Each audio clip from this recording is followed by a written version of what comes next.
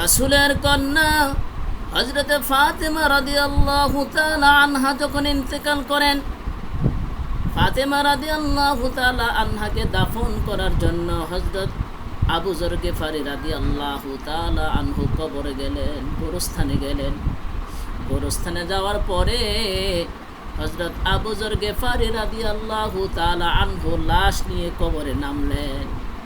হযরতে ফাতেমা রাদিয়াল্লাহু তাআলা আনহার লাশটা যখন কবরে শোয়াইয়া দিলেন, তারপরে আবেগময় কণ্ঠে হযরত আবু যর গিফারি রাদিয়াল্লাহু তাআলা আনহু কবরকে বললেন, এরে কবর,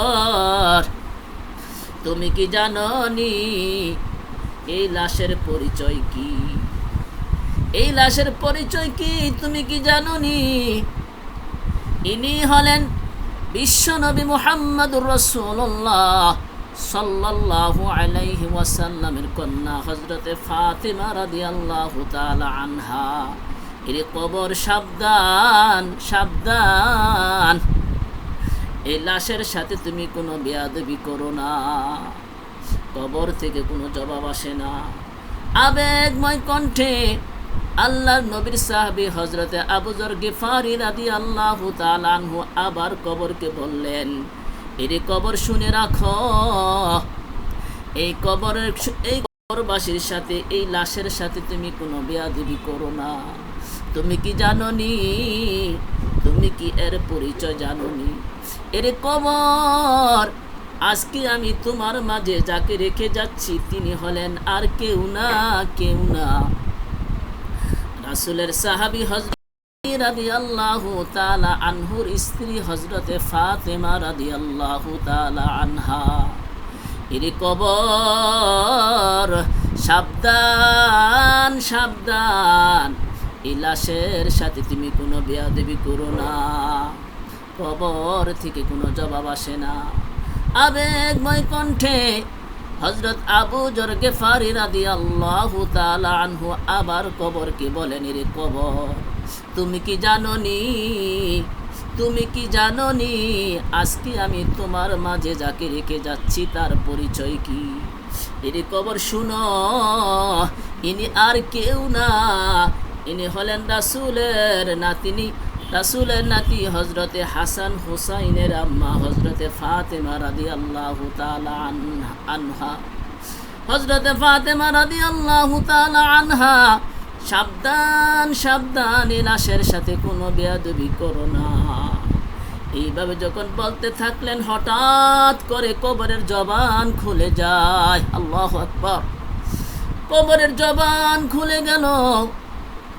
কবর এবার কথা বলতে শুরু করলো, দুনিয়ার মানুষ তোমরা জেনে রাখো, শুনে রাখো, আমি কবর, কারো কোনো পরিচয় আমি চিনি না, রাসূলের কন্যাকেও আমি চিনি না, আলী রাদিয়াল্লাহু তাআলা আনহুর স্ত্রীকেও আমি চিনি না, হযরত হাসান হোসেনের আম্মাকেও আমি চিনি না।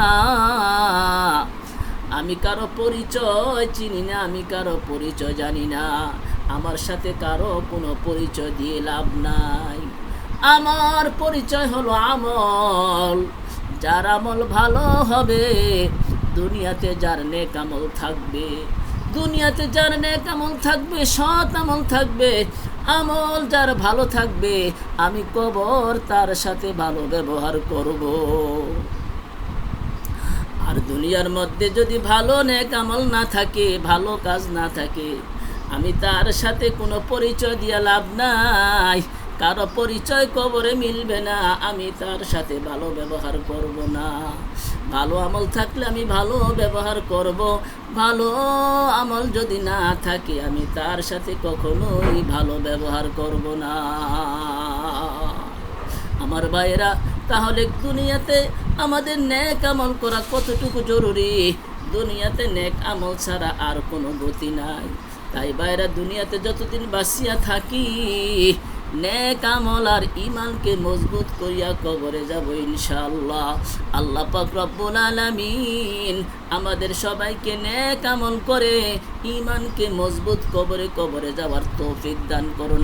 আমিন।